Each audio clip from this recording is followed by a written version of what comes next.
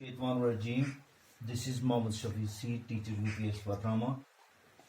I am going to deliver class for class 7th, subject geography, topic natural environment, dated 15th of April 2021. Natural environment, जिसे हमने पिछली as we read in previous class, components of environment. तो हमने उसमें पढ़ा था there are two components, one is natural and other is man made. तो इसमें नेचुरल एनवायरनमेंट में लैंड है, एयर है, वाटर है. these all plants and animals comprise natural environment. ये सब बनाते हैं इसको एनवायरनमेंट को. Land, air, water, plants and animals comprise natural environment. जैसे हमने यहाँ पर कंपोनेंट्स ऑफ में एनवायरनमेंट में नेचुरल एनवायरनमेंट में जो पढ़ा था, वाटर यानी कि हाइड्रोस्फीयर, नेचुरल में पढ़ा था एटमॉस्फेयर यानी कि एयर, नेचुरल में पढ़ा था हमने लैंड यानी कि लिथोस्फीयर, नेचुरल में हमने पढ़ा था लिविंग थिंग्स लाइक बायोस्फीयर जैसे कि plants and animals are considered to be as living things. तो आज हम पढ़ रहे हैं लिथोस्फीयर यानी कि लैंड वाली पोर्शन. तो लिथोस्फीयर में हमने पढ़ा है land, air, water, plants and animals comprise natural environment. ये सब चीजें जमीन है, जमीन यानी कि लिथोस्फीयर है, एयर यानी कि एटमॉस्फेयर है, वाटर यानी कि हाइड्रोस्फीयर है, प्लांट्स एंड एनिमल्स यानी कि बायोस्फीयर है. ये सब बनाते हैं नेचुरल एनवायरनमेंट को.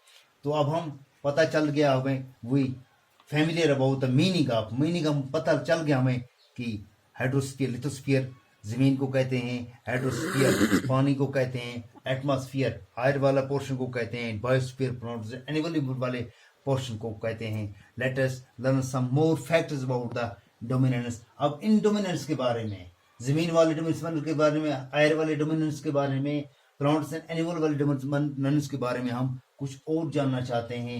Late us first we have lithosphere. पहला हमें जो है लिथोस्फीयर है यानी कि जमीन वाला पोर्शन इज सॉलिड क्रस्ट. ये एक सॉलिड क्रस्ट है और hard layer top of the earth.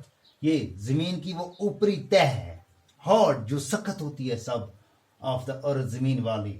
It is made up of, ये बनी होती है किसकी? रॉक्स एंड मिनरल्स की. इसमें पत्थर होते हैं, मैदनियात होती हैं, and covered with a thin layer of soil, और कवर की होती है जमीन की उस ऊपरी तह से.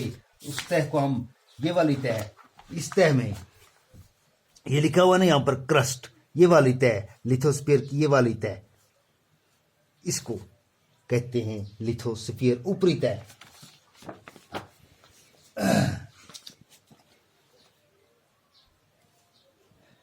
It is in irregular shape. Irregular means एक हो गई रेगुलर शेप हो गई ये, दूसरी हो गई इरेगुलर शेप. इस तरह हो गई जो जिसकी कोई शेप नहीं होती है, इरेगुलर शेप होती है.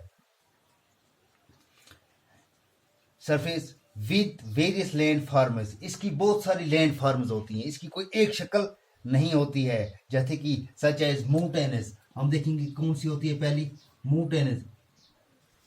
माउंटेन्स यानी कि पहाड़, माउंटेन्स ऐसे होते हैं.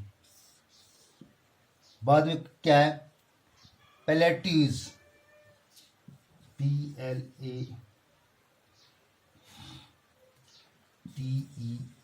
प्लेट्यूज यानी कि ऐसे होते हैं. टेबल टाइप लैंड, क्या कहते हैं इसको? प्लेट्यूज को कहते हैं table type land.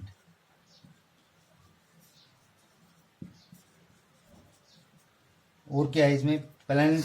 Valleys, valleys हो गई दो पहाड़ों के बीच वाली जमीन को वैलीज कहते हैं. ये हो गई दो पहाड़, इस वाली जमीन को, इस वाले पोर्शन को वैली कहते हैं. इन चीजों की बनी होती है landforms are found from the continents and also on the oceans. तो लिथोस्फीयर के जो हमने 6 में पढ़े हैं, दो पोर्शंस हैं, एक ओशन पोर्शन है, दूसरा कॉन्टिनेंट पोर्शन है. तो ये चीजें जो है, वैलीज है, माउंटेन्स है, पहाड़ है या प्लेन्स है. प्लेन्स हो गए जिस तरह पहाड़, इस तरह प्लेन होता है, इसे प्लेन कहते हैं. ये चीजें दोनों जगहों पर पाई जाती हैं, यानी कि इसमें कंटिनेंट्स पे पोर्शन में भी और ओशन पोल इसमें पोर्शन में भी। Lithosphere is dominant that provide, lithosphere वो डोमिनेंस है, ये वो पोर्शन है, ये वो जगह है जो हमें देती है फॉरेस्ट यानी कि जंगल, ग्रास लैंड फॉर ग्रेजिंग, वो ग्रास लैंड वो ज़मीन जहाँ पर माल मवेशी को चराया जाता है, एंड लैंड फॉर एग्रीकल्चर वो ज़मीन जहाँ पर एग्रीकल्चर किया जाता है यानी कि उससे फसल उगाया जाता है, एंड ह्यूमन सेटलमेंट और जहाँ पर इंसान अपना मकान बनाता है, सेटल का होता है। It is also source of mineral wealth, इसमें बहुत सारी सोर्स हैं, बहुत सारे वसाइल हैं मिनरल वेल्थ के जहाँ से मैदियाँ निकाली जाती है। तो इंशाल्लाह कल हम अगले वाला पोर्शन पढ़ेंगे जो हमारा है हाइड्रोस्फीयर का। तो आज हमने लिथोस्फीयर इंशाल्लाह क्लियर हो गया है कि नेचुरल एनवायरनमेंट में आता है। शुक्रिया।